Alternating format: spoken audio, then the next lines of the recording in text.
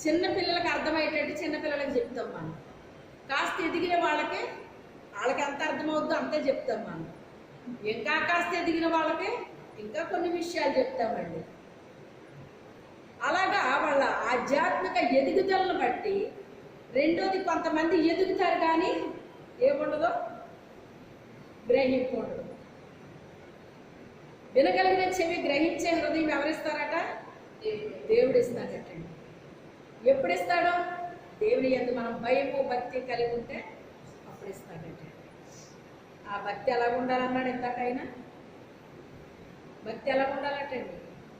సద్భక్తితో మనము బ్రతకాలని అనుకోవాలట. భక్తి వేరు, సద్భక్తి వేరు. భక్తి అంటే కొన్ని చెప్తాను. మొహం కడిగితేనే కానీ, ప్రార్థన చేసుకుని మొహం కడిగితేనే కానీ చాలామంది టీ కూడా తాగరండి, టిఫిన్ తినడం ఏమీ చేయరు అన్నమాట. అది భక్తి, అది భక్తి. సద్భక్తి అంటే ఏంటి? దేవుడు ఏది చెప్పాడో, మంచేదో చెడేదో మనకు అర్థమవుతుంది. మంచి చెయ్యాలి, చెడు చేయకూడదు. కీడు చేయకుండా మన చేతులు మనం ఏం చేయాలి? పవిత్రంగా ఉంచుకోవాలి. ఏం చేయాలండి? పవిత్రంగా ఉంచుకోవాలి. అది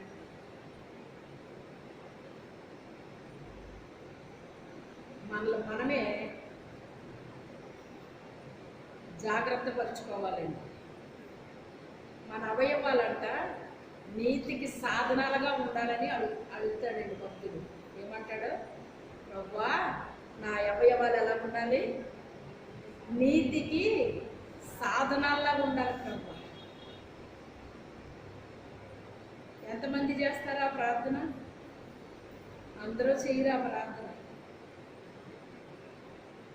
అసలు అవయవాల గురించి పట్టించుకోకూడదండి చాలామంది. కానీ ఆయన ఏమని చేస్తున్నాడు? అదే ప్రార్థన నేను చేసుకునేదాన్ని. ప్రభువా, నా అవయవాలు నీతికి సాధనాలుగా ఉంటాయి. నీతికి సాధనాలుగా ఉండాలి అన్నప్పుడు అన్ని విషయాల్లో మనల్ని పరిశుద్ధపరిచేస్తాడండి. ఆయనే పరిశుద్ధపరిచేస్తాడు మనం. ఎందుకని? మనం కోరుకున్నాం. ఏం చేసాము? కోరుకున్నాం కనుక ఆయనే పరిశుద్ధపరిచేస్తాడు. ప్రతి విషయంలో పరిశుద్ధపరుస్తాడు అన్నమాట. ఇక మనల్ని మనం పరిశుద్ధపరచుకోవాల్సింది. ఎందుకు అంటే ఆయనతో కలిసి మనము అన్యోన్యమైన సహవాసాన్ని పెట్టుకుంటేనట యేసు రక్తము మనల్ని పవిత్రపరిచేస్తుందటండి. నన్ను పవిత్రపరచు, నన్ను పరిశుద్ధపరచు అని మనం అడగవసరం లేదట. ఆయనతో అన్యోన్యమైన సహవాసాన్ని మనం ఎప్పుడైతే పెట్టుకున్నామో ఆయన రక్తంతో మనల్ని ఎప్పటికప్పుడు కడిగేస్తాడటండి. ఎప్పటికప్పుడు మన మనస్సాక్షిని కూడా శుద్ధి చేస్తాడండి ఆయన. కొంతమందికి మనస్సాక్షి పనిచేయదండి. కొంతమందికి ఈ శ్రమల వలన నేను చాలా విషయాలు తెలుసుకున్నానండి. దేవుడి బిడ్డలంటే అందరూ దేవుడి బిడ్డలు అనుకున్నానండి నేను. శ్రమలో అంటే కొన్ని రకాల శ్రమల వల్ల తెలుసుకున్నాను. సేవలో వచ్చిన శ్రమల వల్ల జయం పొందుకున్నాను, సేవలో జయం పొందుకున్నాను. కానీ కుటుంబంలో శ్రమలు వచ్చిన తర్వాత అప్పుడు అర్థమైంది దేవుడి బిడ్డలు అంటే ఎవరో, దేవుడి బిడ్డలు కాని వారు ఎవరు. మందిరానికి వెళ్ళే ప్రతి ఒక్కరు దేవుడి బిడ్డలు అవ్వరు అన్న విషయం నాకు చాలా స్పష్టంగా పరిశుద్ధాత్మ దేవుడు నాకు తెలియపరిచాడు. అందుకే అనుభవపూర్వకంగా తెలుసుకున్నాను. నేను ఎలా తెలుసుకున్నాను? అనుభవపూర్వకంగా తెలుసుకుంటే మర్చిపోతామండి. ఇంకా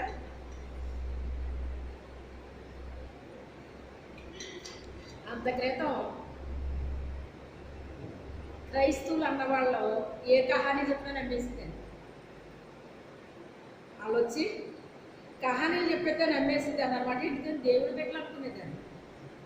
ఈ శ్రమలు అనుభవించిన తర్వాత ఏది నిజమో ఏది కహానీయో అర్థమైపోతుంది. ఎందుకని? ఒక పరిపక్వత వచ్చింది. ఏమొచ్చింది నాలో?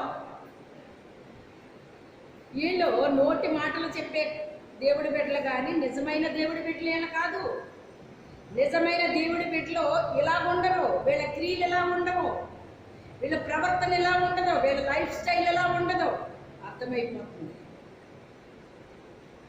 ఒక ఎక్స్రేని చూసినట్టుగా అర్థమైపోతుంది.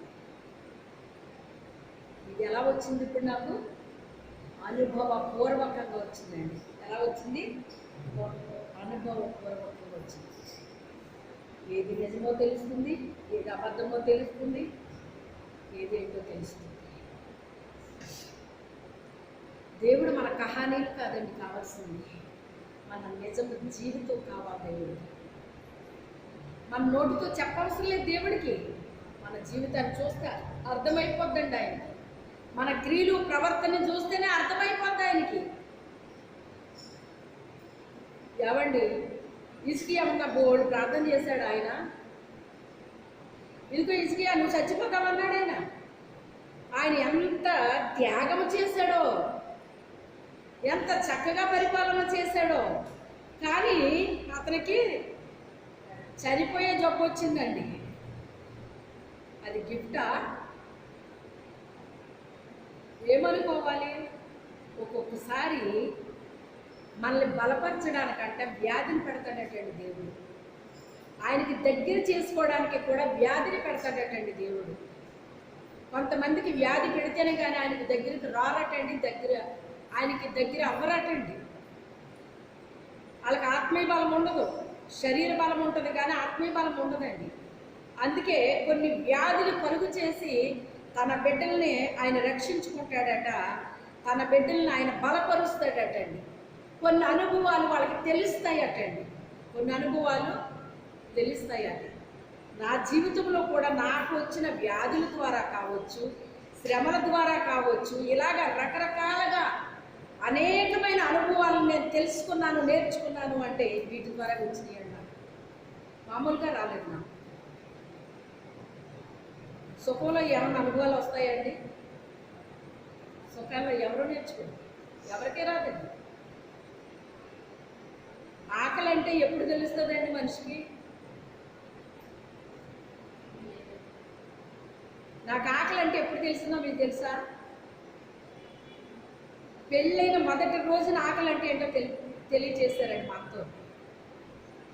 నాకు అత్తగారు మామగారు లేరు, తోడుకోళ్ళ బావగారులు ఉన్నారండి. ఆకలి అంటే ఏంటో పెళ్ళైన మొదటి రోజునే రుచి చూశాను నేను. ఇంటి దగ్గర ఎంత గారాబం జరిగిందో అక్కడి నుంచి స్టార్ట్ అయింది నాకు, అక్కడి నుంచి స్టార్ట్ అయింది. అవి చిన్ని చిన్ని అనుభవాల కింద అనిపించింది. ఎప్పుడు స్టార్టింగ్లో అది కష్టం అనిపించింది, కానీ మా అమ్మ మంచి ప్రార్థన చేసేవారండి. అమ్మ తీసుకుంది భారం నా గురించి. నాకు అప్పుడు భారం ఏంటో నాకు తెలియదు, ఎందుకంటే ఏది మనసులో అనుకుంటే అది జరిగిపోయిందండి. అది పెద్ద నేను కేర్ తీసుకోలేదు కూడా. అయ్యో ఇలా చేశారేంటి వేయడానికి కూడా నేను అనుకోలేదు, తెలియదు నాకు, అలా అనుకోవటం కూడా తెలియదు. మేము ఎప్పుడైనా వెళ్ళినా ఒక 2 రోజులు అలా ఉండడమే. ఆ 2 రోజులు కూడా టైంకి ఏ రోజు నేను భోజనం చేసింది లేదండి అక్కడ. మా తోటిపాడు అలా చూసేది. ఆవిడ దూరం ఆవిడ కూడా కాదండి, సొంత అక్క కూతుర్నే చేశారు. తల్లిదండ్రులు లేరు కదా, వీళ్ళు చూస్తారు అని దగ్గర అమ్మాయినే చేశారనమాట. అయినా కూడా ఆవిడ చూసేది కాదు, ఆయన్ని చూడలేదు. ఆయన చూడనప్పుడు మమ్మల్ని చూస్తుంది కాదు, చూడలేదు. కానీ దేవుడు ఏ రోజుని నన్ను విడిచిపెట్టలేదు, దేవుడు ఏ రోజుని మమ్మల్ని విడిచిపెట్టలేదు. ఈయనైతే ఇంకెందుకు పనికిరాడు, ఒక వేస్ట్ కార్డు అన్నట్టుగా చూశారండి వాళ్ళందరూ. కానీ దేవుడు ఏం చేశాడు? మమ్మల్ని అంచెలంచెలుగా అభివృద్ధి తీసుకొచ్చాడు. నేను ఒక్కటే అనుకునేదాన్ని, ప్రభువా నువ్వు నాకు తోడు, నువ్వు ఉన్నావు నాకు చాలు, నువ్వు ఉన్నావు నాకు చాలు. ఇది ఒక్కటే మాట అనుకునేదాన్ని అండి. మా అమ్మగారు అయితే పెద్ద ఆవిడ కనుక అన్నీ ఆలోచించేది ఆవిడ. వీళ్ళ పరిస్థితి ఏంటి, ఈయనకి జాబు రాకపోతే పరిస్థితి ఏంటి, వీళ్ళు ఎలా బ్రతుకుతారు అని ఆవిడ ప్రార్థన చేసేవారు అనుకుంటారు. మీ ఆయనకి జాబ్ రావాలని ప్రార్థన చేయమ్మా అని రోజు నన్ను ఎప్పుడు మా అమ్మ నాకు చెప్పలేదు. ఎందుకు చేయమందా అనేసి ప్రభు జాబ్ అంటే అని అడిగాను అనమాట. అంతే జాబ్ ఇచ్చాడు దేవుడు.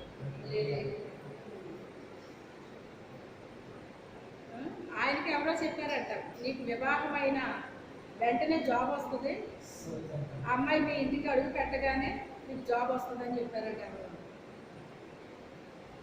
ఆయనకు ఆ విశ్వాసం ఆ నమ్మకం అన్నమాట. బాబు నా మీద పెట్టుకోకండి, మీరు ఆయన మీద పెట్టుకోండి నమ్మకం, నేనైనా ఆయన వైపే చూస్తాను, మీరు కూడా ఆయన వైపు చూడండి అని. ఆకలి అంటే ఏంటో భోజనం లేకపోతే తెలుస్తుందండి. కడుపు నిండా భోజనం ఉన్నప్పుడు ఆకలి అంటే ఏంటో తెలుస్తుందా? అన్నీ మనకు అందుబాటులో ఉంటే రుచులేంటో తెలుస్తుందా మనకి? ఇది బాలేదు, అది బాలేదు, ఇది బాలేదు అంటాం, అవునా కదా? వేడి అన్నమే తినేదాన్నండి, చల్లారిపోతే నాకు ఇష్టం ఉండేది కాదు, అలాని పేచీ పెట్టేదాన్ని కాదు. వివాహమై జాబ్ వచ్చిన తర్వాత ఈయన జాబ్ ఎలా అంటే క్యాంపుల జాబ్ అయింది, అందుకని రాత్రి అన్నం ఉండిపోయేదండి, ఆయన భోజనం ఉండిపోయేది, ఆయన తినేసి వెళ్ళినా కానీ ఇంకా కొంచెం ఉండిపోయేది. నేనేమో తినడం తక్కువ, నాకు ఈ ఆత్మీయ భోజనమే నాకు ఫుల్ అయిపోయేదండి బాగానే, శరీర భోజనం కోసం అంత కొట్లాడేది కాదు. ఎలా నేర్పించాడో చూసారా దేవుడు, ఒక్కొక్క పరిస్థితిని అలా నేర్పించాడు. ఈయనని అలాంటి ఏం తినకు, నువ్వు కొడుకు తిను అని. ప్రతి పరిస్థితి కూడా దేవుడు నడిపించాడండి. ఎందుకు నడిపించాడంటే ఆయన దగ్గర నేను నేర్చుకున్నాను, ప్రభు దగ్గర నాకు నేర్పించినవన్నీ నేర్చుకున్నానండి. దేవుడు నేర్పించింది ఏది ఇదేంటి ప్రభు అదేంటి ప్రభు అని ఎప్పుడూ కూడా నేను అలా అనలేదు. నాకు ఇదే కావాలి, నాకు అదే కావాలి అని ఎప్పుడు కూడా నేను ఆరాం చేయలేదండి. ఆయన నాకు ఎలా నేర్పిస్తే ప్రతీదీ నేర్చుకున్నానండి. అలాగా ఇది లోటు అనేటువంటిది ఏదీ లేకుండా మళ్ళీ సర్వసమృద్ధినిచ్చాడు దేవుడు. కానీ నా మనసంతా దేని మీద ఉండేది? దీని మీద ఉండేదండి. నా ఆటలు దేని మీద ఉండేది? వాక్యము వాక్యము వాక్యము వాక్యం చదవాలి, వాక్యం ధ్యానించాలి. నా ఆకలంతా దీని మీద ఉండేదండి. ఇది చదువుతుంటే నిండిపోయేది, నాకు శరీర భోజనం మీద ఉండేది కాదు. ఆత్మీయ భోజనం తింటేనే నాకు తృప్తి అనిపించేది. అటు హృదయము నిండిపోయేది, ఇటు కడుపు నిండిపోయినట్టు అయిపోయేదాన్ని.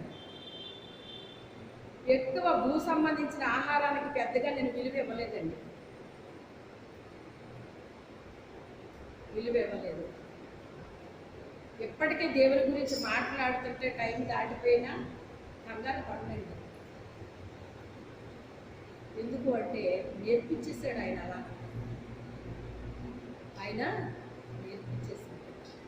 3 రోజులు ఆ వాక్యం విందామని ప్రజలు వస్తే అలాగ 3 రోజులు ఉండిపోయారటండి. ఎందుకని? మనుషుడు రొట్టె వలన మాత్రమే కాదు కానీ దేవుని నోట నుంచి వచ్చే ప్రతి మాట వలన జీవిస్తాడు అన్నది అక్కడ రుజువు చేశాడు దేవుడు.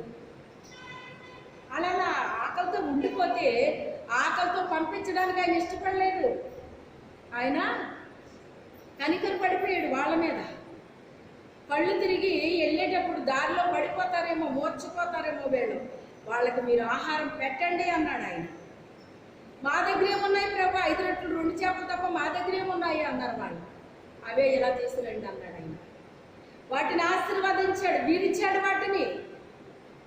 మనం ఎప్పుడు ఆశీర్వదించబడతామంటే దేవుని చేతిలో పడి విరిగిపోవాలి, నలిగిపోవాలి, ముక్కలైపోవాలండి.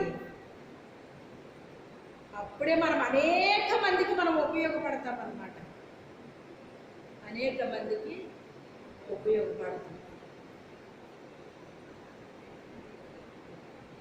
ఆశీర్వదిస్తాడు మనల్ని, అనేక మందికి ఉపయోగపడేలాగా చేస్తాడు ఆయన.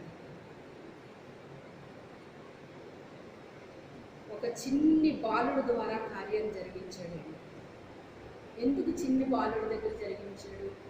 అంతకంటే ఎక్కువ ఇచ్చేవాళ్ళు అక్కడ ఉన్నారట. కానీ వాళ్ళని ఉపయోగించుకునేది ఆయన. వాళ్ళ మనసు సిద్ధంగా లేదటండి ఇవ్వడానికి. ఆ చిన్ని బాలుడు హృదయం సిద్ధంగా ఉందంటండి దేవుడికి ఇవ్వడానికి. మీ దగ్గర ఏమైనా ఉన్నాయని లేచి నిలబడ్డాడంటే, ఇదిగో నా దగ్గర ఉన్నాయి ఇప్పుడు చేపలండి.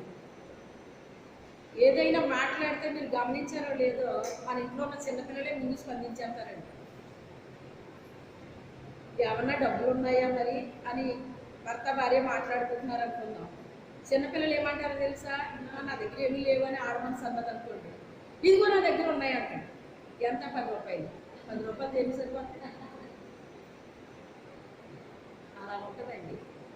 చిన్నపిల్లలు త్వరగా స్పందిస్తారండి. అలాగే ఆ అబ్బాయి స్పందించాడట. ఎందుకు స్పందించాడంటే, వాడికి పక్షవాతం వచ్చినప్పుడు దేవుడు వాడిని స్వస్థపరిచాడట.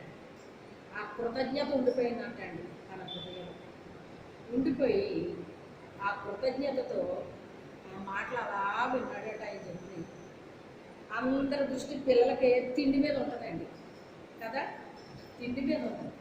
కానీ ఆ అబ్బాయికి దేవుని మాటల మీద ఉంటుంది. నన్ను ప్రతి ఒక్కలో ఎక్కడ కూర్చున్నా నన్ను పిలిచి నన్ను ఆశీర్వదించేవారండి. అది కనీసం గృహకూడికైనా కూడా ఈ పాప ఎవరో అని పిలిచేవాడు. నాకేమో పెద్దోళ్ళతో మాట్లాడాలంటే మహా భయం, సిగ్గునండి. అంటే వాళ్ళు ఏదో కొడతారు తిడతారని కాదు, గౌరవంతో కూడిన భయం అనమాట అండి. వాళ్ళ ముందు చేతులు కట్టుకుని నిలబడేదాన్ని ఇలా. అప్పుడు నీ పేరేంటమ్మా, నువ్వేం చదువుతున్నావు, ఇలా మాట్లాడి చాలా చక్కగా విన్నది పాప వాక్యం అని నన్ను బ్లెస్ చేసేవారు ప్రార్థన చేసి. నేను వెళ్ళి నన్ను ప్రార్థన చేయండి, నన్ను ఆశీర్వదించండి అని ఎప్పుడు అడగలేదు నేను ఎవరిని. ఎలా జరిగింది ఇది? మనం వాక్యం వింటున్నామో లేదో చెప్పే వాళ్ళకి తెలిసిపోద్దండి. వినేవాళ్ళు ఎవరో, విన్నట్టుగా నటించే వాళ్ళు ఎవరో వాళ్ళకి తెలిసిపోతుంది. నేను అక్కడ ఉన్నాను అంటే ఆ మిగతా వాళ్ళకి సివాట్లు అనమాట. అంతే కదా మరి. చూడండి ఎంత చిన్నపిల్ల, ఎంత చక్కగా వాక్యం ఏంటుందో, ఎంత చక్కగా పాడుతుందో. ఇలాగా ఓ చుట్టాలింటికి వెళ్తే అక్కడ వాళ్ళకి సివాట్లు, ఓ ప్రార్థనకి వెళ్తే వాళ్ళకి సివాట్లు. ఇలా ఉండేదన్నమాట. వాళ్ళందరినీ తిట్టించాలని కాదు నా అభిప్రాయం. ఎక్కడైనా దేవుడు మనల్ని ఏం చేస్తాడో ఆశీర్వాదాలు. కానీ విచిత్రం ఏంటో తెలుసా? మొదటిసారిగా శాపనార్థాలు పెట్టించబడి నా మీద పలికింది ఎవరో తెలుసా? రంపచోడవరంలో సేవకుడు, పెద్ద సేవకుడు. నన్ను సర్పించడం తప్ప ఆశీర్వాదం వచ్చి నువ్వు ఆయన నోట్లోంచి రావట్లేదు. అప్పుడు బాధ అనిపించింది, కొన్ని రోజులకి బాధ అనిపించింది నాకు. ప్రభువా, ప్రతి సేవకుడు నన్ను దీవించాడు, ఆశీర్వదించాడు, ఈయనేంటి ఇలా శపిస్తున్నాడేంటి? ఎందుకు ప్రభువా ఈయన ఇలా మాట్లాడుతున్నారు? ఆయన శపించిన ఆయన మీద నాకు కోపం లేదండి అని కొంచెం మనసు బాధ అనిపిస్తే దేవుడు వాక్యం ద్వారా నాతో మాట్లాడుతున్నాడు. ఒక రోజు దినకర గారు అనుకుంటా వాక్యం బోధిస్తున్నారు అన్నమాట. అప్పుడు ఆయన చెప్తున్నాను, ద్వితీయోపదేశకాండంలో అనుకుంటా ఉందన్నమాట, వృత్తాంతాలు. నీ దేవుడైన యెహోవా నిన్ను ప్రేమిస్తున్నాడు, ఆ శాపం వచ్చిన ఆశీర్వాదంగా మారుస్తున్నాడు అన్నాడు ఆయన. ఆ మాట నాకు ఇంకెంత ధైర్యాన్ని, శక్తిని ఇచ్చేసిందంటే, ప్రభా ఇప్పుడు కాదు ఇంకెన్ని శాపనార్థాలైనా పెట్టుకొని నువ్వు నన్ను ప్రేమిస్తున్నానన్నా, ఆ శాపం వచ్చి నన్ను ఆశీర్వాదంగా మారుస్తానన్నా, నాకు అంతే చాలు. ఎవరెన్ని శపిస్తే నాకెందుకు ప్రభా, నువ్వు నన్ను ప్రేమించి నన్ను ఆశీర్వదించినప్పుడు ఆ శాపాన్ని కూడా ఆశీర్వాదంగా మారుస్తాను అన్నావు, నాకు అంతే చాలయ్యా, నీకు స్తోత్రం తండ్రి అనేసి నేను ఇంకా అసలు ఆయన అలాగ మొహం మీద తిట్టినా కూడా నేను అలాగా ఏమనకుండా కూర్చునేదాన్ని అనమాట. నువ్వు అలాగే ప్రార్థన మానేదాన్ని కాదు, ప్రతి ప్రార్థనకి వెళ్ళిపోయేదాన్ని. అక్కడ దేవుడు మాట్లాడినవ్వండి, మాట్లాడకపోవాలనివ్వండి, నాకు వాడికైపోయింది. యేసు ప్రభు మందిరానికి వెళ్ళడం ఏమైపోయిందంట, వాడికయిందంటండి. తన వాడిక చెప్పిన వెళ్ళాడటండి ఆయన. అక్కడ నాకు అందిన ఆహారం ఏమీ లేదు, అయినా వాడికి చెప్పున నేను మందిరానికి వెళ్ళానండి. ప్రభా ఇంకెప్పుడయ్యా నాకు ఆహారం లేదయ్యా, నేను ఆత్మీయంగా చచ్చిపోతానేమో ప్రభు అని ఏడ్చేసేదాన్ని. కానీ ప్రతి ప్రార్థనకి నాకు జవాబు దొరికింది, ఆ ప్రార్థనకి నాకు జవాబు ఇవ్వలేదు. గల కారణం ఏంటి? ఎక్కడికి వెళ్తావు నువ్వు, ఉండాల్సింది ఇక్కడే అన్నాడు. చెప్పలేదు, చేసి చూపించాడు దేవుడు. కొన్నాటికి ఆన్సర్ రాదు, ఎంత ప్రార్థన చేసినా ఆన్సర్ రాదండి. ఆన్సర్ రావట్లేదంటే దైవ చిత్తము ఏదో ఉందని అర్థం అనమాట. ఏది ప్రార్థన చేసినా ఆన్సర్ వచ్చేసేది, దానికి వచ్చేది కాదు, దానికి వచ్చేది. అలాగా ఆత్మీయ కరువేంటో ఇక్కడ అనుభవించాను నేను. శరీరానుసారంగా మొదటిసారిగా భోజనం, ఆకలి అంటే ఏంటో అక్కడ తెలుసుకున్నాను. ఆత్మీయ ఆకలి అంటే ఎక్కడ తెలుసుకున్నాను. ఒక రోజు కాదు, 2 రోజులు కాదు, 5-6 సంవత్సరాలు ఆత్మీయ ఆహారం లేదండి. కానీ బ్రతుకున్నాను. శరీరానుసారంగా కాదు, ఆత్మానుసారంగా బ్రతుకున్నానని. ఆత్మానుసారంగా బ్రతికించేశాడు దేవుడు నన్ను. అలాగా నీతిమంతుడంట ఎలా జీవిస్తాడటండి? విశ్వాస మూలంగా జీవిస్తాడటండి. ఎలాగా అంటే ఆత్మీయ ఆహారం లేకపోయినా కూడా దేవుని యందు మనం విశ్వాసం ఉంచితే బ్రతికేస్తామంటండి. ఈ రోజున మనకి పుష్కలంగా ఆహారం ఉందండి. ఈ రోజుని పుష్కలంగా ఆహారం ఉంది. గల కారణం ఏంటో తెలుసా? కొన్ని సంవత్సరాలు ప్రార్థన చేశామండి. ప్రభా ఇక్కడ ఆహారము లేదు, ఇక్కడ సమృద్ధి అయిన ఆహారాన్ని దయచే ప్రభా. శరీరాహారాలు ఉన్నాయి కానీ ఆత్మీయ ఆహారం లేదయ్యా. ఇక్కడ ఆత్మీయ ఆహారం లేక చచ్చిపోతారు కదయ్యా. ఆత్మీయ ఆహారాన్ని కురిపించయ్యా. ఇశ్రాయేలుకి మన్నాను కురిపించావు కదా ప్రభు, ఎక్కడ కురిపించయ్యా అని అలా ప్రార్థనలు చేయగా ఒకరోజు దేవుడు దర్శనాన్ని చూపించాడు. అంతా మన్నా కురిసినట్టు. మా దగ్గర మన్నా ఉంది, అలాగే మొత్తం అంతా మన్నా కురిసినట్టుగా దేవుడు చూపించాడు. దేవుడు నామానికి మహిమ కలుగుతుంది. ఈ రోజుని సెల్లలో మన అరిచేతిలో వచ్చేస్తుంది కదా వాక్యం. కానీ మనం తెలుసుకోవాల్సింది ఏంటో తెలుసా? ఈరోజు మనం చదివిన వాక్యం నా పేరట అబద్ధమైన బోధకులు వస్తాను చెప్పండి. అధికమైపోయినాయి అండి ఈ రోజుని. వాళ్ళ అబద్ధ బోధకులు, ఏళ్ళ అబద్ధ బోధకులు, అది అబద్ధ బోధ, ఇది అబద్ధ బోధ, ఈ సరిపోతున్నాయి ఎక్కువ, కాబట్టి మన విశ్వాసము కదలకుండా స్థిరంగా ఉండేటట్టుగా మనము ఉండాలండి. యెహోవా యందు భయభక్తులు కలిగిన వారటండి కదలక నిత్యము నిలుచు సియోను కొండగా ఉండాలటండి. మనకు దేవుని యందు భయము భక్తి కలిగి ఉంటే ఒక కొండ ఎలాగ కదలదో అలాగే మనం కదలకుండా ఉంటామంటండి. అటు ఇటు కదిలిపోమండి. ఎందుకు అంటే చూడండి, తినే ఆహారంలో 2 రకాలు ఉంటాయండి. ఒకటి పచ్చి బియ్యం అంటాము, రెండోది పాత బియ్యం అంటాము. పాత బియ్యం తిన్నవాళ్ళకి ఎవరికన్నా అనారోగ్యం వస్తుందండి. అది బాలింతకైనా లేకపోతే అనారోగ్యంతో ఉన్న వాళ్ళకైనా ఎవరికైనా కూడా పాత బియ్యం అనేటువంటిది అనారోగ్యం ఎవరికి కూడా రాదండి. పచ్చి బియ్యం తింటే ఆరోగ్యం ఉన్న వాళ్ళకు కూడా ఏమొస్తుంది? అనారోగ్యం వస్తుంది. అందుకే మనం వినే బోధ కూడా ఆరోగ్యకరమైన బోధ వినాలండి.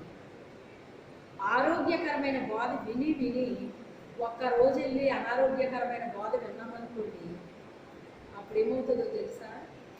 సైతానికి ఆ ఒక్కటి చాలు. సైతానికి ఆ మనిషికి వెంటనే తేడా వచ్చేస్తుంది. అవునా రాదా? కదా, అనారోగ్యం వచ్చేస్తుందండి ఆ మనిషికి. మోసల్స్ పట్టుకుంటాయి, కొంతమందికి డేంజర్ అయిపోద్ది. అందుకే దేవుడు మనకి శ్రేష్టమైన ఆహారం పెట్టినప్పుడు అది మనం తినాలి తప్ప మనం అనారోగ్యం కలిగించే బోధలన్నీ మనం విన్నాము అంటే ఎటు చెందకుండా అయిపోతారటండి. ఏమైపోతారు? ఎటు చెందరట. వాళ్ళకి ఎలా బతకాలో తెలియదు, ఇంకా ఆత్మీయంగా ఎలా జీవించాలో వాళ్ళకి ఇక అర్థం అవ్వదటండి.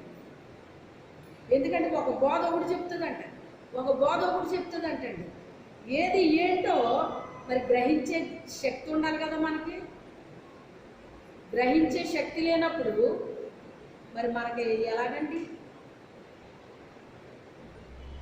కష్టపడి ఎండలో పనిచేసే వాళ్ళు ఏ ఆహారం తిన్నా కూడా ఎలా ఉంటారండి?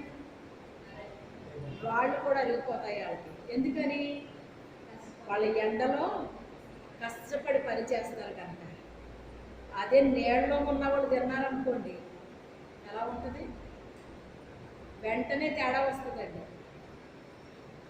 మా అమ్మగారికి పాత బియ్యం తప్ప పచ్చి బియ్యం పడేది కదా. ఫస్ట్లో ఆడించేవారు ధాన్యాన్ని, ఆ తర్వాత రాను రాను ఏం చేస్తారంటే మొత్తం అమ్మేసి ఒక బస్తా వేయించుకునేవారు అన్నమాట అండి. ఇప్పుడు మనకి 25 కేజీలు వేయించుకుంటున్నాం, కానీ ఒక కాట అంటే 24 కొంచాలు వచ్చేదండి ఒక బస్తా. పెద్ద బియ్యం పెట్టి ఉండేది, అది అందులో పోసేవారు. మా అమ్మకే అవి తిన్న తర్వాత ఈవిడికి ఏమన్నా అనారోగ్యం వచ్చిందంటే అది కల్తీ కలిసిందని అర్థం అన్నమాట. అంటే మా నాన్నగారు అనేవారు, అవి ఏమన్నా కల్తీ అయితే మీ అమ్మ చెప్పేస్తా తెల్లారేటప్పటికి అనేసి అనేవారు అనమాట. ఎందుకని? ఈవిడికి పడబోయి అప్పుడు అవి అంత పెట్టిలో పోసిన మళ్ళీ తీసి మళ్ళీ ఇచ్చేసేవారండి. ఆవిడకి పడదు బాబు ఇలాంటి ఆవిడ పాత రైసే పడతాయని చెప్పేసి మళ్ళీ ఇంకోటి వేయించుకునేవారు అన్నమాట. చూసారా? ఒక్కసారికి ఆవిడ ఏమొచ్చింది? ఆవిడకి తేడా వచ్చేసింది.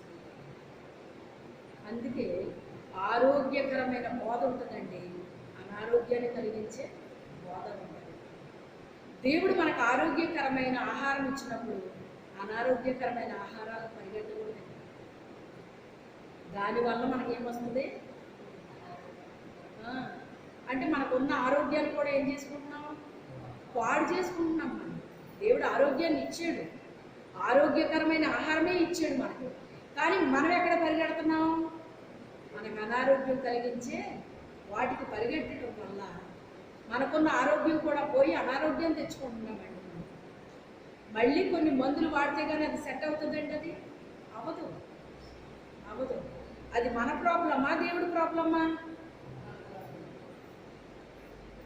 దేవుడు వెళ్ళమంటే వెళ్తున్నామా, లేకపోతే మనంతటా మనం పరుగులెడుతున్నామా? రెండు ఉంటాయండి మనకి. దేవుడు వెళ్ళమంటే తప్పకుండా వెళ్ళాలి. దేవుడు వెళ్ళమని చెప్పకపోతే మనం వెళ్ళకూడదండి. అక్కడ ఏదో ఉంటుంది, అక్కడ ఏదో ఉంటుంది. ఇక్కడే దగ్గరలో ఒక ఊరు పిలిచారండి ఒకసారి వాక్యం చెప్పడానికి. పిలిస్తే పలహారం కూడా కొనేసారు. ఆ మరుసటి రోజు ప్రార్థన, మరుసటి రోజు వాళ్ళకి సంబంధించిన వాళ్ళు ఎక్కడి నుంచి వచ్చేవాళ్ళు ఉన్నారు, వాళ్ళ పలహారం తెమ్మన్నారంటే వాళ్ళు పలహారం కొనేసారటండి. దేవుడేమో వెళ్ళొద్దు అన్నాడు. అక్కడ ఎందుకో కారణం కూడా చూపించాడండి ఆయన. అప్పుడు పలహారం కొనేసి వచ్చి, అమ్మగారు ఇలా నన్ను తీసుకురమ్మన్నారండి అని చెప్పేసి అంటే, ఏమీ అనుకోవద్దు, దేవుడు వెళ్ళొద్దు అన్నాడు, నేను రానన్నా. అదేంటమ్మా, ఇదిగో పలహారం కూడా కొనేసాను. పలహారం కొనేస్తే తినేయచ్చు, దానికి ఏం కావాలేదు. దేవుడు వెళ్ళొద్దని చెప్తే నేను ఎక్కడికి వెళ్ళను, మీకు తెలుసు కదా సంగతి. నేను రానయ్యా, మీరు ఏమనుకున్నా సరే, మీ పాస్టర్ గారు ఏమనుకున్నా సరే నేను రాను అన్నా. అంటే అయ్యో అదేంటమ్మగారు మీరు వస్తారని మేము ఎంతో అందిస్తున్నాం, పాస్టర్ గారు కూడా చాలా ఇదైపోతున్నారు. నేను అలాగే వద్దామని అనుకున్నాను. మరి దేవుడు ఎందుకో ఇలా వెళ్ళొద్దని చూపించారు. మరి ఏమనుకోకండి, రాను. నేను దేవుడు చెప్పని పని ఎప్పుడు నేను చేయను. వెళ్ళమంటే తప్పకుండా నేను వస్తాను, వద్దు అంటే నేను అసలు సమస్య లేదు, నేను రాను. ఆ సంగతి మీకు కూడా తెలుసు, నేను రానయ్యాను. అయ్యో అమ్మగారు, అయ్యో అమ్మగారు, అయ్యో ఇంకా అన్నగారు ఎలా చెప్పుకుంటారు నాకు తెలియదు. చెప్పుకోండి మరి మీ పాస్టర్ గారితో, ఆయన వద్దంటే నేను రాను అని చెప్పేశాను. అందులో కొంతమంది ఆశ్చర్యపోయారు.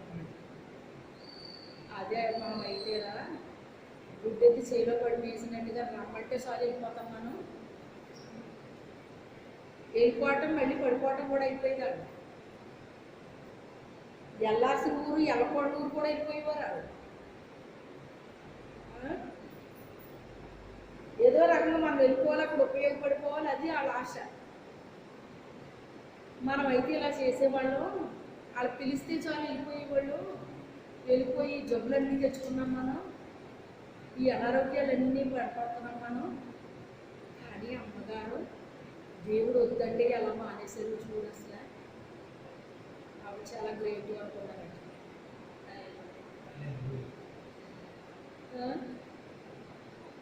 మేమైతే ఇలా చేస్తామమ్మా అన్నారు.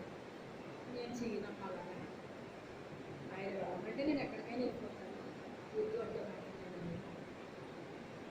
ఎందుకో మరి నాకు తెలియదు, ఎందుకు వద్దన్నారో కూడా చెప్పాడు దేవుడు. అలాగే అందుకే ఎవరైనా పిలిచినా నేను ముందు ప్రార్థన చేసుకుంటానండి. ఏం చేయమంటారు ప్రభు, వెళ్ళమంటా వద్దంట. మీరు వెళ్ళమంటే వెళ్తాను, లేకపోతే వెళ్ళను. వెళ్ళమంటే వెళ్ళిపోయేదండి, వద్దు అంటే వెళ్ళేదాన్ని. అది ఊరైనా కావచ్చు, అది దూరమైనా కావచ్చు, దగ్గరైనా కావచ్చు.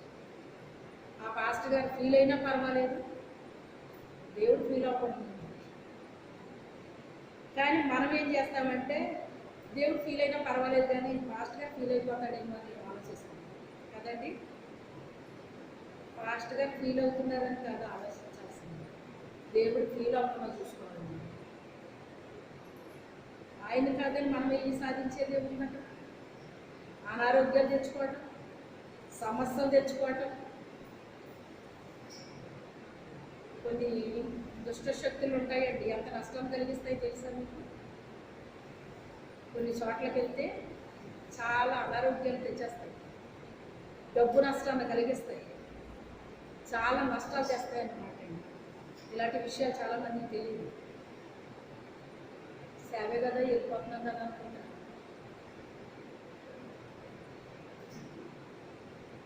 ఆ రకమైన దెబ్బలు తినాల్సి వస్తుంది అన్నమాట. అది దేవుడు చెప్తే చేసే పని కాదు, అది మన సొంత పెత్తనం అన్నమాట. దేవుడు చేయమంటే తప్పకుండా మనం చెయ్యాలి. దేవుడితో అడగాలి ముందు. మనం ఏదైనా కూడా ఎవరైనా మనల్ని పిలిస్తే ఏం చేయాలి? ప్రభువుని అడగాలి ముందు. ప్రభువా పలానా కూడా పిలుస్తున్నారు, వెళ్ళమంటావా వద్దంటావా, ఏం చేయమంటావు ప్రభు అని అడగాలి. ఆయనతో మనకు అలాంటి రిలేషన్ ఉండాలి. ఆ రిలేషన్ బట్టి మనం ఆయనకి అడిగితే ఆయన చెప్తాడు. ఆయనతో రిలేషన్ లేదనుకోండి, సైతాన్ చెప్తుంది వెళ్ళిపో అంటది. అది దేవుడిదే కదా, వెళ్ళిపో అంటది సైతాన్. సైతాన్ని చెప్పింది కాదు మనకు కావాల్సింది, దేవుడు చెప్పింది కావాలి మనకి. అందుకే ఆయనతో ఉండాలి మనకు రిలేషన్. నా పేరిట అనేకమైన అబద్ధ ప్రవక్తలు వస్తారన్నాడు ఆయన. అబద్ధ సేవకులను కూడా చెప్పలేదు, అబద్ధ ప్రవక్తలు అన్నాడు అక్కడ. బిలాము ప్రవక్త కాదా? ఏలియా ప్రవక్త కాదా? ఏలియాని వెళ్ళమంటే వెళ్ళాడు ఆయన. బిలాముని వెళ్ళమన్నాడు ఆ దేవుడు అక్కడికి. ముమ్మారు అడిగాడు, వెళ్తానని. ముమ్మారు అడిగితే దేవుడికి చిరాకు వస్తుందండి. మన పిల్లలు మనల్ని అమ్మ అక్కడికి వెళ్తాను, అక్కడికి అమ్మ వద్దంటది. వద్దు, వెళ్ళకండి 2 సార్లు చెప్తుంది. వాడు వెండం. 3వసారి అడిగితే ఏమంటది? సరే వెళ్ళు అంటది. ఇది వెళ్ళమంటున్నావా? వెళ్ళు అని. అక్కడికి వెళ్ళడం అయిపోద్ది, అక్కడ అయిపోద్ది. వచ్చి అమ్మ ఇలాగైంది అంటే నేను ముందే చెప్పాను కదా, వెళ్తాను అన్నావు కదా, మరి అలాగే అవుతుంది. నేను చెప్పాను కదా ఫస్ట్. అలాగే దేవుడు వద్దు అని చెప్పినప్పుడు మనం మానేయాలి.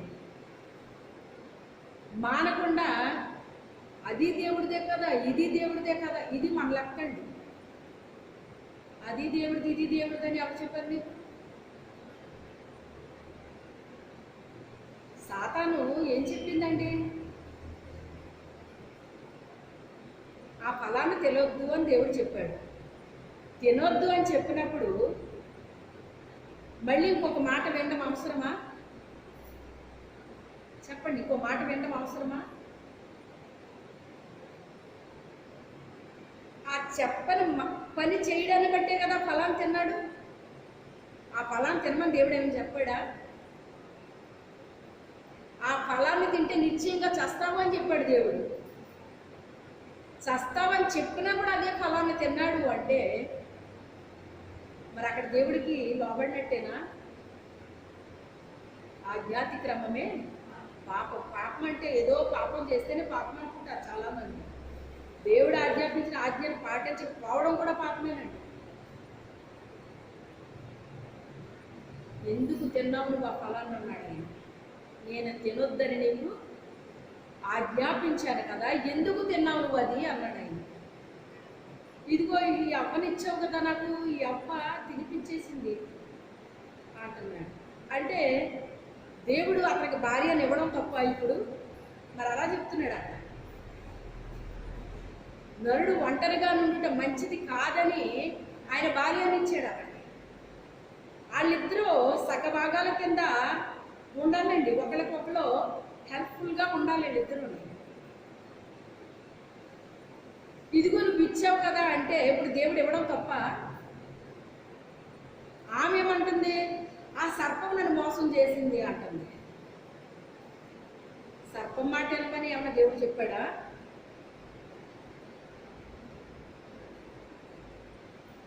చాలా ఉంటుందండి ఇందులోని. ఇదంతా ఎందుకు జరుగుద్దంటే మనకి సరైన పరిపక్వత లేక ఇలాంటివన్నీ జరుగుతాయి. మన మైండ్ ఏమవ్వాలి? మెచ్యూర్ అవ్వాలి. పరిపక్వత లేకపోతే ఫలం ఫలిస్తుంది. కానీ ఏమని చెప్పాడు అక్కడ?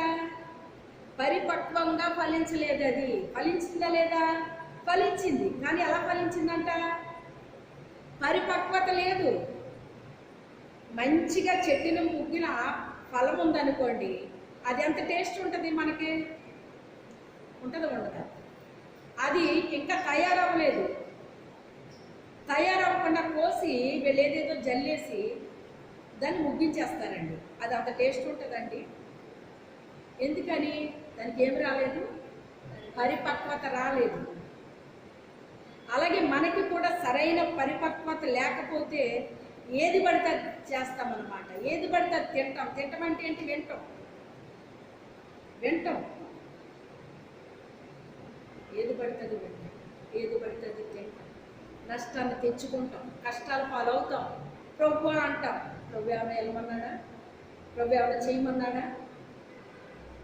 చేసినప్పుడు దేవుడిని అడగమండి. అంత అయిపోయాక ప్రభు అని పడతామంట దేవుడి దగ్గర.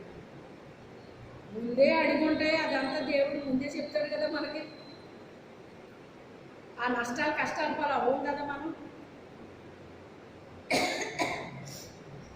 ఎగ్జామ్స్ జరగడం వేరండి.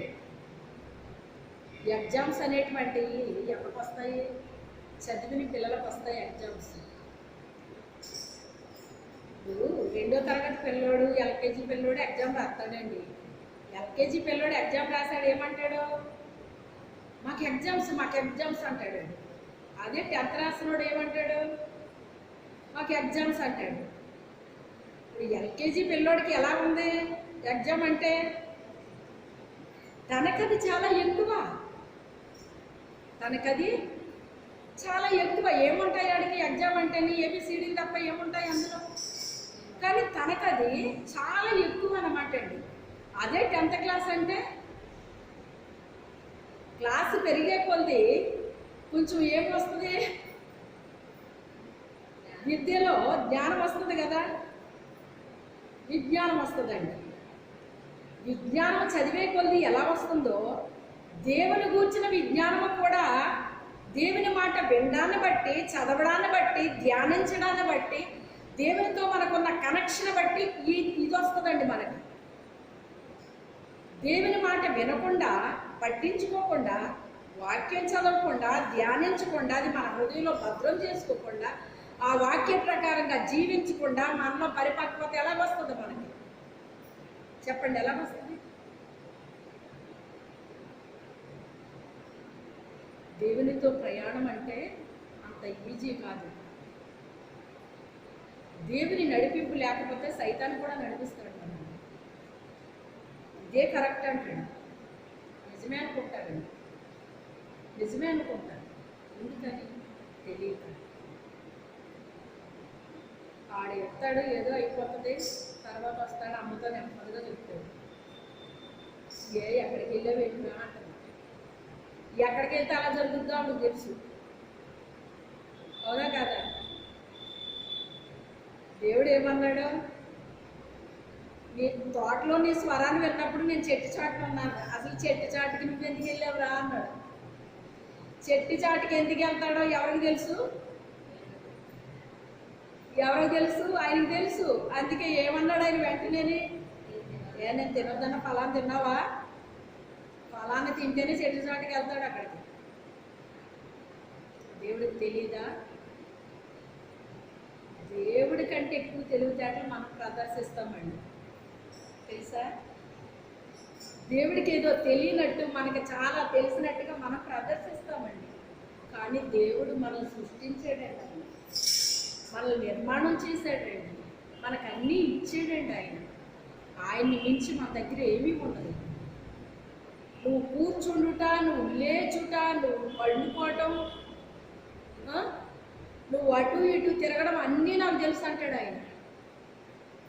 నీకు తలంపు పుట్టక ముందే నాకు తెలుసు అంటాడు. మనకింకా తలంపు రాదు, కానీ నీకు తలంపు పుట్టక ముందే నాకు తెలుసు అంటాడు ఆయన.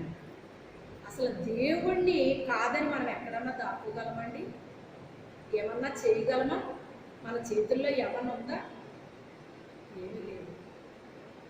అనారోగ్యాలు రాకుండా ఉండవండి. వాతావరణాన్ని బట్టి వచ్చి అనారోగ్యం ఉంటుంది. కొన్ని తినడాన్ని బట్టి వచ్చే ఉంటాయి, కొన్ని త్రాగడాన్ని బట్టి వచ్చే ఉంటాయి. ఇలా రకరకాలుగా వచ్చే అనారోగ్యాలు ఉంటాయండి. కానీ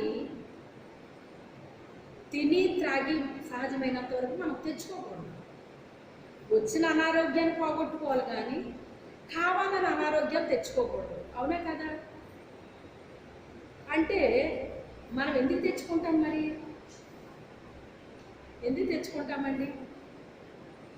జ్ఞానం లేకే కదా. నా జనులు జ్ఞానము లేక నశిస్తున్నారంట. ఎందుకు నశిస్తున్నారట? ప్రార్థన లేక కాదంట, భక్తి లేక కాదంట. ఎందుకు నశిస్తున్నారట? జ్ఞానము లేక నశిస్తున్నారంట. అందుకే ప్రభువా నాకు జ్ఞానం ఏంటండి అని అడగాలండి. మనం ఏం అడగాలి? నాకు జ్ఞానం ఏంటండి అని అడగాలండి. నాకు తెలివి నాయన అని అడగాలండి. నాకు వివేకాన్ని ప్రభువా అని అడగాలండి. నాకు పరిశుద్ధత ఏంటండి అని అడగాలండి. ఇవ్వండి మనం అడగాల్సినవి. ఇవి వదిలేస్తాం, ఏవేవో అడుగుతామండి. అన్ని భూ సంబంధించినవి అడుగుతాం తప్ప మన ఆత్మీయ జీవితానికి సంబంధించిన జ్ఞానం కానీ, పరిశుద్ధత కానీ, నీతి కానీ, యథార్థత కానీ, తెలివి కానీ, వివేకం కానీ, వివేచన కానీ అడుగుతున్నారా? అసలు అటు జోలికి వెళ్తారా? మన ఆత్మీయ జీవితానికి కావలసినవి ఇవి. ఇవ్వండి మనకు కావలసినవి. వీటిని వదిలేస్తున్నారు, ఏమేమో అడుగుతున్నారండి. ఇంపార్టెంట్ అయ్యి ఇవి మనం అడగాల్సినవి. దేవుడిచ్చిన జ్ఞానానికి భూ సంబంధించిన జ్ఞానం ఉంటుందండి, ప్రకృతి జ్ఞానం ఉంటుందండి, దెయ్యాల జ్ఞానం ఉంటుందండి. అన్నిటిలో మించిన జ్ఞానం ఏదండి? దేవుడిచ్చిన జ్ఞానం. ప్రకృతికి సంబంధించింది ఉంటుంది, దెయ్యాలు ఇచ్చింది ఉంటుందండి, భూ సంబంధించింది ఉంటుంది. కానీ అన్నిటినీ మించింది దేవుడు ఇచ్చిన జ్ఞానం గొప్పదండి. జ్ఞానం ఎలాంటిది అంటున్నాడు ఆయన? నిత్యము కంటే అమూల్యమైందని చెప్తున్నాడు. జ్ఞానం సంపాదించుకో, జ్ఞానం సంపాదించుకో, జ్ఞానం సంపాదించుకో. ఏంట్రా మరి జ్ఞానం లేకుండా ఉంటాను అంటది తల్లి పిల్లలు. అవునా కదా? మరి దేవుడు కూడా మనల్ని చూసి అలాగంటాయండి. జ్ఞానం లేని పనులు చేస్తాంటే ఏంట్రా జ్ఞానం లేని పనులు చేస్తున్నావు, అప్పుడే ఇంతకాలం అయింది, ఇంకా జ్ఞానం లేకుండా ఉన్నావేంటి అని దేవుడు మనల్ని చూసి బాధపడ్డా ఈ కడవల దినాల్లో చాలా ఏర్పరచబడిన వారి సైతం కూడా మోసపోతారటండి. ఏర్పరచబడిన వాళ్ళంటే అసలు వాళ్ళు ఎంత ఇంపార్టెంటో మీరు ఆలోచించండి. పిలవబడిన వారు అనేక మంది, ఏర్పాటు చేయబడిన వారు కొద్ది మంది. ఆ కొద్ది మందిలో కూడా ఏర్పాటు చేయబడిన వాళ్ళు మోసపోయేంత అబద్ధ బోధలు వస్తాయటండి. దేవుని కృప ద్వారా ఇక్కడికి వచ్చిన వెంటనే దేవుడు చూపించిన సంగతి చెప్తున్నాను మీకు. అక్కడ వాక్యం వినబడుతుంది, కానీ తెర వెనకాల ఒకళ్ళు ఉన్నారన్నమాట. మీరు చెప్పారు, గతంలో కూడా చెప్పాను మీకు. కానీ అది తెలియనటువంటి వాళ్ళు ఈజీగా అది వాక్యం అని నమ్మేస్తారు. ఎంతవరకు నమ్ముతారో తెలుసా? 99% నమ్ముతారు, 1% తెలుసుకోగలరు. ఏవండి, ఎక్స్రేని మనము చూస్తాం, మనకి ఏమైనా అర్థమవుతుందా? డాక్టర్ చూస్తే ఆయన ఈజీగా అర్థమవుతుంది, ఆయనకి. కానీ మనకు అర్థమవుతుందా? అర్థమవుతుంది. ఇప్పుడు ఏంటి దర్శనం దేవుడు ఎలా చూపించాడు అనుకునేసరికి అప్పుడు అర్థమైంది. ఈ వాక్యం దేవునికి సంబంధించింది అని నేను ఇలాంటివి కొనుక్కొన్నాను అన్నాను. దీని ద్వారానే నాకు ఆహారం పెట్టాడు,